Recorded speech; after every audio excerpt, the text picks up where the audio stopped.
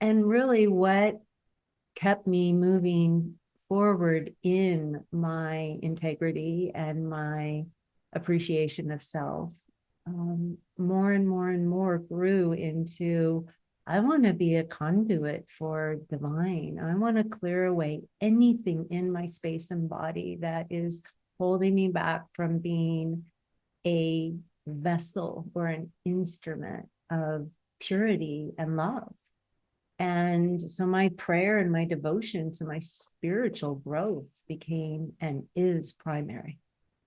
And so, of course, I met a man who's so committed to his spiritual growth as his primary, so that we each become more and more those vessels of spirit, of soul, of energy. And then in our exchange, we get to merge in that energy with each other and pray together and worship together and celebrate together and feel the power of spirit moving through us together.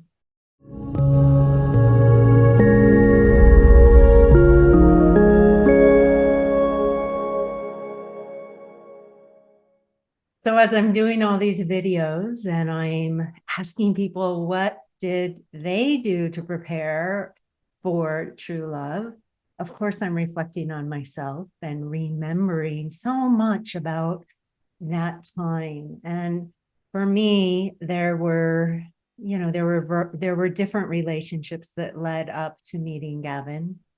Um, I was married for 6 years, from the age of 34 to 40.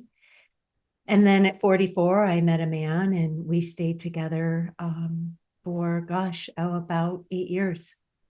And in between, there were some other adventures and ways that I was getting to know myself through relationship.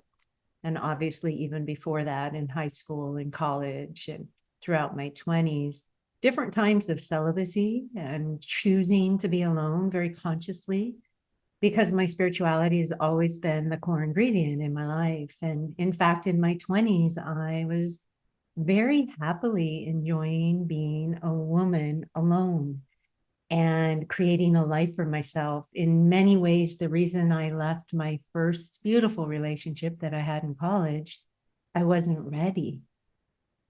For some reason, this soul, this me, wanted to express and explore and experience life and know that I could create a life for myself without a man.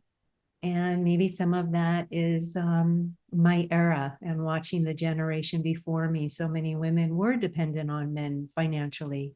And so I did at 33. I was single and I was making wonderful money doing something I loved in the Amazon rainforest in my massage and healing work. And I bought myself a home. And shortly after that is when I met the man that became my first husband. And I was ready. I was ready to engage. And we were together for a beautiful era of adventure and play and creating. And ultimately, the directions of our lives did not feel aligned. And we both made the choice to go our separate ways. And it was a heartache and it was hard to admit to myself that I was going to get a divorce because I thought it was forever. It was a really powerful time. And it was really important because the pattern that had gotten established in that first marriage was a pattern of me wanting more connection and vulnerability and wanting to give and to be received. And it just well, there just was a pattern of me not really being me and not really fully speaking myself. But there was also joy. So I'm very, very grateful for that first marriage and all that we did together. I, to this day, have so many memories, but I learned how to find comfort in myself because in that first marriage, I spent a lot of time alone. And so did he. And we lived on a ranch and I spent a lot of time alone in nature with my dogs, with my horses. And I grew so much in my resilience and he supported me in my growth of my business, which was wonderful in the sense of encouraged me. didn't financially support me, but he encouraged me and he understood it was important to me. So after that divorce, I had 4 years before I met the second man that I was with for 8 years. And in that 4 years, I took the first year off. I gave myself the gift of coming back home to self after the disappointment and the heartache of a marriage and land and a ranch and all our dreams not happening. And I did deep healing. I journaled a lot. I had some practitioners I worked with, but I mostly just kept reflecting and growing and learning and nurturing me and enjoying the physical space that I had as a single woman in my own home. That vibration and that love of self and care of self just led me to, after a year of the breakup and the divorce, to say, I'm going to give myself a gift to Hawaii, which I did. And I met a man who was a beautiful friend and lover for a year, long distance. And then there was quite a span of time where I really wanted a man. I was, where is he? And I wanted it so bad. And I did some dating and it just wasn't happening. And then along comes the next deep relationship, which lasted 8 years. And there was a lot of love there. But ultimately, where I wanted to go to buy a home, to live in Mount Shasta, where he wanted to go to travel the world. And, we just had different desires. So there was an incompatibility in that. And it was eventually just clear that I needed to follow my dream. And my dream, my heart's desire that I gave myself permission to feel, because that's the thing, I would maybe kind of feel the dream or the prayer, but I gave myself permission to really feel what I wanted, which was a home, which was a marriage, which was a man who loved his work, and it was in spiritual growth and development. And a man that was my best friend, that it was easy and playful and we could get a dog and have a garden and all that good stuff that comes with rooting and having a home and opening our home to other people. That's what I wanted, not to travel around the world, not to be on sabbatical, not to be semi-retired. And so I was honest with myself in that prayer, which made it clear to me that I was ready, and therefore we were ready to end our 8 years, which after 8 years, it can be difficult. It was for me because I had invested so much. But here's the thing, I invested in me and my growth. I invested in my maturity. I learned what I didn't want. I reference that relationship and have so much compassion for people who might be going through some of the similar inner inconsistency, the rub that was happening for me. And so I give thanks and I continue to harvest from what happened there. So I actually, after that relationship, I took comfort in my solitude. And I very consciously put a loving bubble around me, like a shield. Like I wasn't interested if a man flirted with me or looked at me or innuendoed.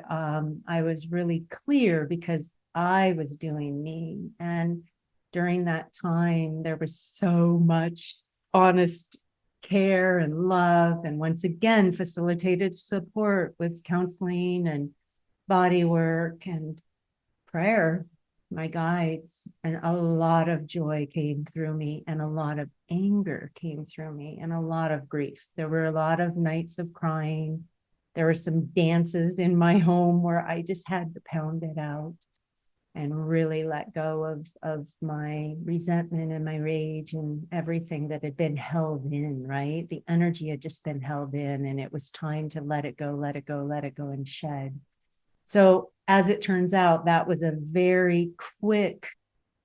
quick call to come into self, to be ready. Gavin had been waiting for me, if you will. He was he was in the wings and he was praying and he was talking to me in the invisible realm. And I was actually sharing back, give me a little more time, honey. I really got to do this work.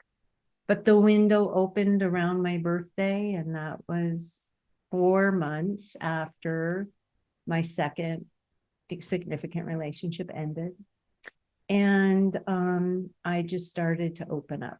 Like, I think I'm ready, until I really felt ready. And I put myself on spiritual singles because I got the nudge that that would be a good place. And my take was I was going to fully put myself up there as me in my profile, totally me, sharing all about myself, what I like, what I'm looking for. And lo and behold, within about 3 or 4 weeks, I got a message from Gavin, and I was blown away and instantly attracted to this man. But I was not ready until I was ready. And that was just a feeling. There was a sense of, I want to get so strong and honest with myself inside of me. I want to be so nurturing and loving to me first, which looked like crying all day on a Saturday. Or, I mean, the weekends were so precious. I just remember a lot of Saturdays and Sundays going for long, long walks alone in the rain. And it was January through end of April. So all that gentle springtime coming, and making fires for myself, making meals for myself, holding space for me, and finding comfort here and comfort here, and stability in my life, in my being able to create structure and order and have a business that was sustainable. And because I had to rebuild my business, and in many ways my life had fallen apart, at the same time that that second relationship fell apart. So my life fell apart. Things had changed with my career. I mean, I was rebuilding, but it had to happen that way. I needed to be dismantled to come back into integrity, to soul integrity with me. That's what I called in. And really what kept me moving forward in my integrity and my appreciation of self, more and more and more grew into, I want to be a conduit for divine. I want to clear away anything in my space and body that is holding me back from being a vessel or an instrument of purity and love. And so my prayer and my devotion to my spiritual growth became and is primary. And so, of course, I met a man who's so committed to his spiritual growth as his primary, so that we each become more and more those vessels of spirit, of soul, of energy. And then in our exchange, we get to merge in that energy with each other, and pray together and worship together and celebrate together, and feel the power of spirit moving through us together. So I'm grateful, looking back now, in the dark nights, in the disappointment, in the regret or the resentment. I learned, whenever I felt regret or resentment for choices I had made, relationship, money, career, not buying a house, to me, it was like deep, deep, deep, like an indicator light on a control panel or a dashboard of a car. Deep, deep, here's the regret button, right? Here's the regret button, indicating that there's a lesson that I haven't yet gathered from that past experience, or there's a blessing in that past experience for me. There's a perspective. And as I could let the indicator light be a signal for me to go deeper and to feel my feelings and to express my feelings and to move my body with my emotions, they cleared. And then, of course, those regrets, now I look back and thank you. Thank you for everything. Thank you for all the lessons I've learned. Thank you for the hard times. Thank you for the betrayal. Thank you for the missteps. Thank you, because now I understand how important it is to live in integrity and love and to discern and trust my intuition. So those are some of my reflections here in terms of how I really feel that I drew in the attracting my true love. I radiated that true love. I was just in the experience of growth and love before I met Gavin. And then, of course, it only continued as we came together, and how good it is. I really want this kind of ease. I really want this kind of ease and upliftment for everyone that has that desire, for partnership. It's a beautiful thing. I'm so grateful. All right. Well, thank you. Blessings. It's beautiful to be on the journey with you. Love and respect.